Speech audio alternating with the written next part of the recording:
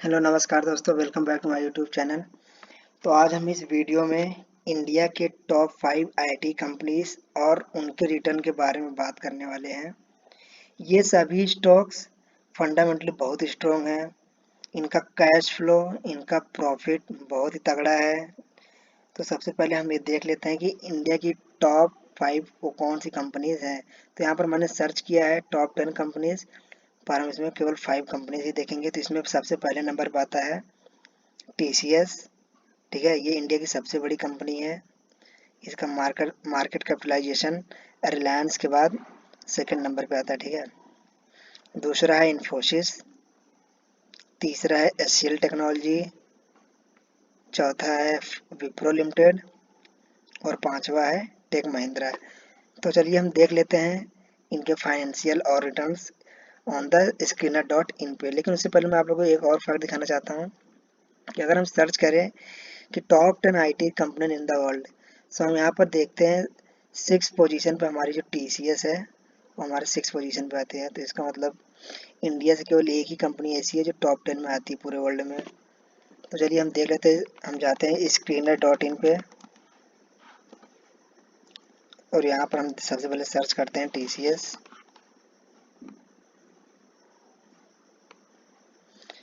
तो हम यहाँ पर अगर नीचे जाएं तो यहाँ पर हमें स्टॉक प्राइस सीएजीआर दिख रहा होगा। तो यहाँ पर अगर हम देख सकते हैं लास्ट 10 ईयर का जो इसका रिटर्न है वो 17% है, लास्ट 5 ईयर में 19% और लास्ट 3 ईयर में 18%।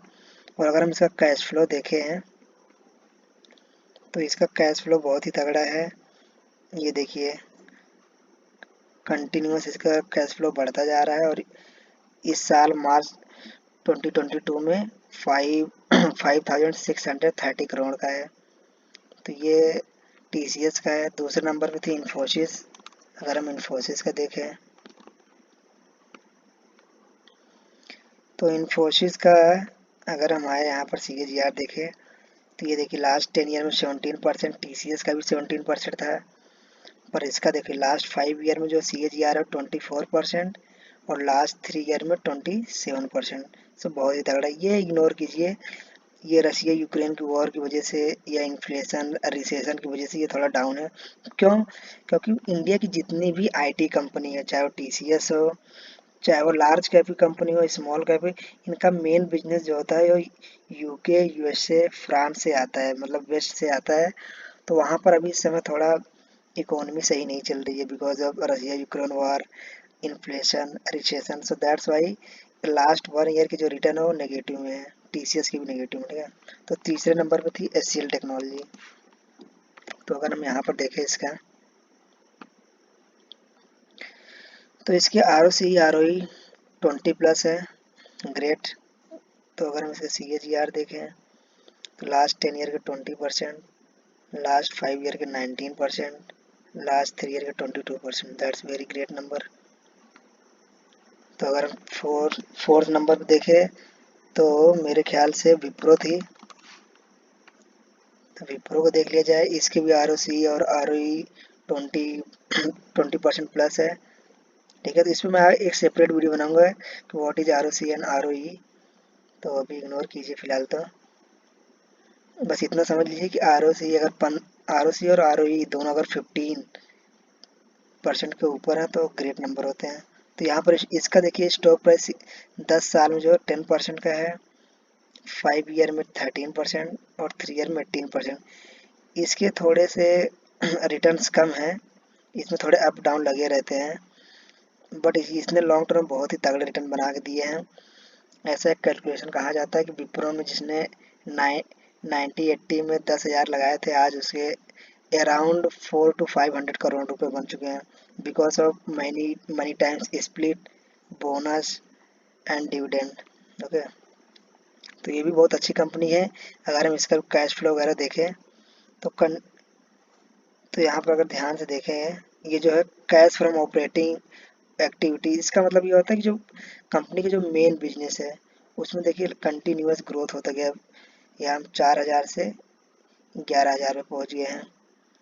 ये इसमें देखिए, ये जो इन्वेस्टिंग एक्टिविटी है इसकी वजह से ये कैश फ्लो नेगेटिव में आ रहा है, अदरवाइज ये पॉजिटिव में ही था। 11,000, यहाँ पर 2,000, ठीक है। तो इसको इग्नोर कीजिएगा। इन्वेस्टिंग मेन नहीं होता, कैश फ्लो में सबसे मेन होता है ऑपरेटिंग एक्टिविटी।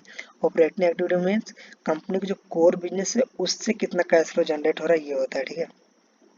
तो ये था विप्रो और लास्ट है टेक महिंद्रा। टेक महिंद्रा भी एक शानदार कंपनी है। तो इस तो एक चीज़ नोटिस किया आपने कि जितनी भी आईटी कंपनी उनके आरओसी और आरओई 20+ है, जो कि बहुत ही ग्रेट नंबर है, ठीक है। अब अगर हम लास्ट में आए हैं, इसका अगर हम देखें तो इसका स्टॉक प्राइस 10 साल में 15%, 5 ईयर में 12% और 3 ईयर में 7%। 1 ईयर का इग्नोर कीजिएगा, -20%। Because of this number also goes down, okay. This because of this return, एक साल में उसने -29% रिटर्न दिया है।